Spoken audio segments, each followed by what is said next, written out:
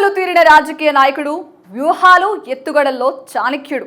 వీటికి తగ్గట్టుగా mass image ని సొంతం చేసుకున్న నాయకుడు, ప్రజల నాడిని పట్టుకుని దానికి అనుగుణంగా పావులు కదిపే మేధావి. అయితేనే ఈ ఎన్నికల్లో అనూహ్యంగా ఓటమి పాలై బిత్తర చూపులు చూడక తప్పలేదు. ఒకప్పుడు బీఆర్ఎస్ పార్టీలో నెంబర్ 2గా కేసీఆర్ తర్వాత ఆయనే అంతా అన్నట్టుగా చక్రం తిప్పిన ఈటెల రాజేందర్ ఈ ఎన్నికల్లో పోటీ చేసిన 2 నియోజకవర్గాల్లోనూ పరాజయాలు మూటగట్టుకుని దిగాలు పడిపోయారు. తన ఓటమిని తానే జీర్ణించుకోలేని పరిస్థితి. ప్రజలు ఎందుకు ఓడించారా అని ఇప్పుడు పరిశీలన చేసుకుంటున్నారు. చేతులు కాలాక బర్ణాలు రాసుకుంటున్నారని రాజకీయ పండితులు అంటున్నారు.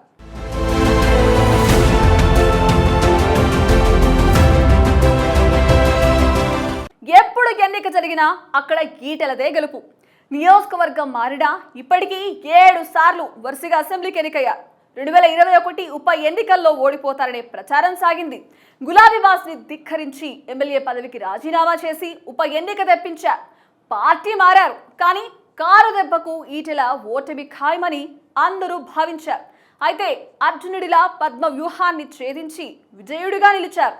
ఈ ఎన్నికల్లోనూ అలాగే సత్తా చాటి 2 చోట్ల గెలుస్తానని ధీమా పెట్టుకున్నారు. అయితే తాజా ఎన్నికల్లో అభిమన్యుడిలా ఓడిపోయారు. ఈటెల రాజేందర్ తెలంగాణ రాష్ట్ర రాజకీయాల్లో అందరికీ పరిచయమైన పేరు. అప్పటి సీఎం కేసీఆర్ ను ఎదిరించి గులాబీ పార్టీ నుంచి బయటకొచ్చిన తన పంధాకు భిన్నమైన కమలం పార్టీ నీడకు చేరారు.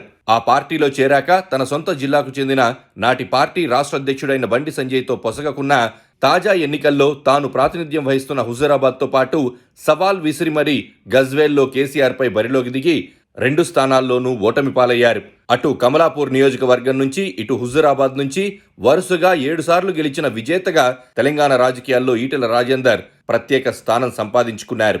బీఆర్ఎస్ ను వీడి బయటకొచ్చాక జరిగిన 2021 ఉప ఎన్నిక యావత్ దేశం దృష్టిని ఆకర్షించింది. ఇప్పుడు ఈటెలపై అధికార బీఆర్ఎస్ పెద్ద ఎత్తున ఫోకస్ చేసింది. ఈటెల ఓటమి కోసం గులాబీ పార్టీ సర్వశక్తులు ఒట్టింది. నాటి ఉప ఎన్నికలో అభిమన్యుడిని చుట్టుముట్టింది. కానీ ఈటెల మాత్రం తన 7వ విజయాన్ని అందుకున్నారు. దీంతో ఈటెల క్రేజ్ కమలం పార్టీలో మరింతగా పెరిగింది.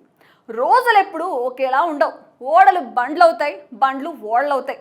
ఇదే పరిస్థితి ఈటెల విషయంలో 8వ ఎన్నికలో జరిగింది.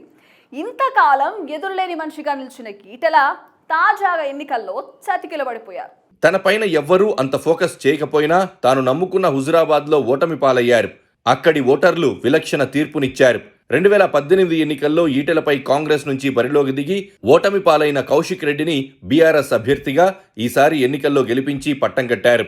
ఈటెలను ఓడిస్తానని సవాల్ విసిరిన కౌశిక్కు సెంటిమెంట్ రాజకీయాలు కూడా ఈసారి కలిసొచ్చాయనే టాక్ ఎలాగూ ఉంది. అటు గజ్వేల్లో తొడగొట్టి గులాబీ పార్టీ బాస్ కేసీఆర్ను ఓడగట్టేందుకు వెళ్లి అక్కడ ఈటెల భంగపడ్డారు. తాను ప్రచారంలో లేని లోటును పూడ్చేందుకు హుజూరాబాద్లో తన సతీమణి జమునను ప్రచారంలోకి దింపారు. 2 నియోజకవర్గాల్లోనూ ఈటెలకు ఓటమి తప్పలేదు. ఈటెల వచ్చాక బీజేపీలో జరుగుతున్న మార్పులపై ఓ పెద్ద చర్చే జరుగుతున్న క్రమంలో బీజేపీని అంటి పెట్టుకుని ఉన్న సంప్రదాయవాదుల్లో కొంత వ్యతిరేకత కూడా అంతర్లీనంగా కనిపిస్తున్న నేపథ్యంలో ఇప్పుడు ఈటెల గెలిస్తే ఆయనకు కొంత ప్లస్ అయ్యేది.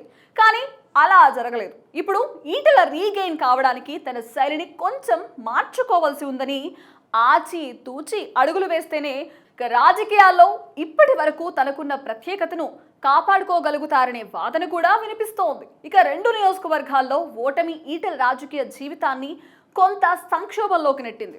అంతేకాదు, కాంగ్రెస్ అభ్యర్థిగా ఒడితిల ప్రణవ్ లీడర్గా ఎదుగుతున్న క్రమంలో ఇప్పటికీ విజయంతో ఊపు మీదున్న కౌశిక్ రెడ్డితో మునుముందు ఫైట్ కూడా ఈటెలకు మరింత టఫ్గానే ఉంటుందంటున్నారు రాజకీయ పరిశీలకులు.